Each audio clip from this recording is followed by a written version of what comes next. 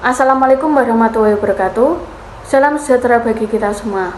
Di pertemuan kali ini saya akan mempresentasikan kasus persetubuhan anak untuk memenuhi nilai tugas hukum klinis. Sebelumnya saya akan memperkenalkan diri saya. Saya Mia Wayuni Lestari, NIM 2019-20179, kelas C semester 5, Fakultas Hukum Universitas Muria Kudus. Pertama-tama saya akan membacakan duduk perkara, di mana Andi yang berusia 13 tahun adalah seorang siswa yang baru duduk di bangku kelas 1 SMP swasta di Kudus. Andi dilaporkan oleh orang tua Bunga, seorang anak berusia 8 tahun yang masih duduk di bangku sekolah dasar, atas dugaan tindak pidana perbuatan cabul, menyetubuhi anak di bawah umur, sebagaimana diatur dalam pasal 81 ayat 2 Undang-Undang Perlindungan Anak.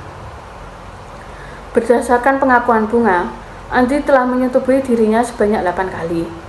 Persetubuhan terjadi 3 kali di rumah korban, 2 kali di rumah pelaku, serta 3 kali di kebun saat korban dan teman-teman pelaku bermain petak umpet. Untuk memperkuat laporan orang tua Bunga membawa anaknya dilakukan visum et repertum terhadap diri korban. Dari hasil visum et repertum diketahui bahwa terdapat luka lecet memar pada bibir kemaluan arah jam 1 dan jam 7. Atas laporan dari orang tua Bunga tersebut, kemudian polisi melaksanakan proses lidik dan sidik terhadap dugaan tindak pidana yang dilaporkan.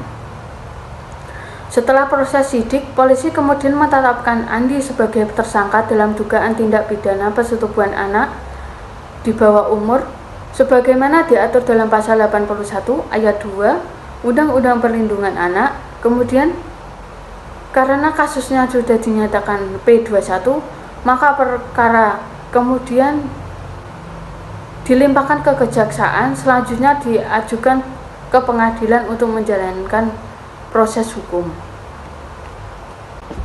Dari analisis kasus tersebut, kasus ini termasuk kasus pidana karena terpenuhinya syarat peristiwa pidana.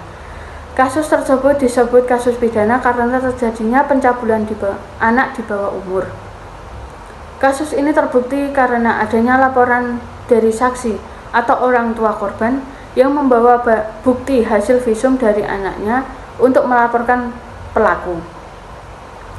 Kasus ini termasuk melanggar hukum dikarenakan diatur dalam pasal 81 Undang-Undang Perlindungan Anak. Di dalam kasus tersebut, tersangka melakukan tindak pencabulan dikarenakan adanya faktor lingkungan dan kesempatan. Akibat tindak pidana pencabulan tersebut dapat mengakibatkan psikologis anak menjadi terganggu.